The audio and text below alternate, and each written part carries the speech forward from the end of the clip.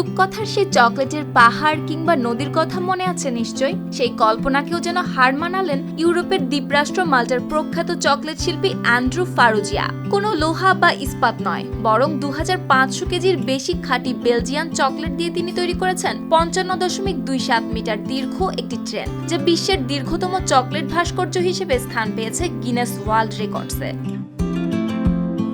তবে এটিই প্রথম নয়, ফারুজিয়া তৃতীয় বিশ্ব রেকর্ড। এর আগে 2012 সালে ব্রাসেলসে 34.05 মিটার দীর্ঘ চকলেট ট্রেন বানিয়ে গড়েন রেকর্ড।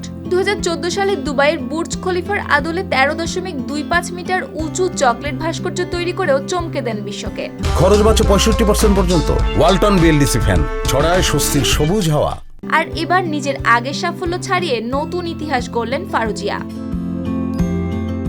অলিম্পিক সুইমিং পুলের চেয়েও দীর্ঘ একটি বিশাল চকলেট ট্রেন তৈরি করা হয়েছে, যার সঙ্গে রয়েছে শক্তিশালী লোকোমোটিভ ও 22টি সুদৃশ্য বগি। প্রতিটি বগির ওজন প্রায় 160 কেজি। নান্দনিকতা ও খাদ্য সংস্কৃতির জন্য খ্যাত ইতালির মিলানে জমকালো প্রদর্শনীতে এটি বিশ্ববাসীর সামনে উন্মোচিত হয়। প্রকল্পটির উদ্যোক্তা অ্যান্ড্রু ফারুজিয়া মাল্টার ইনস্টিটিউট অব ট্যুরিজম স্টাডিজের জ্যেষ্ঠ প্রভাষক, যিনি প্রায় 30 বছর ধরে রন্ধনশিল্প শেখাচ্ছেন।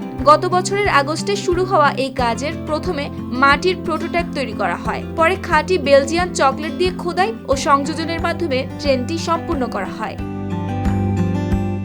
সুপ্তি রায়, RTV।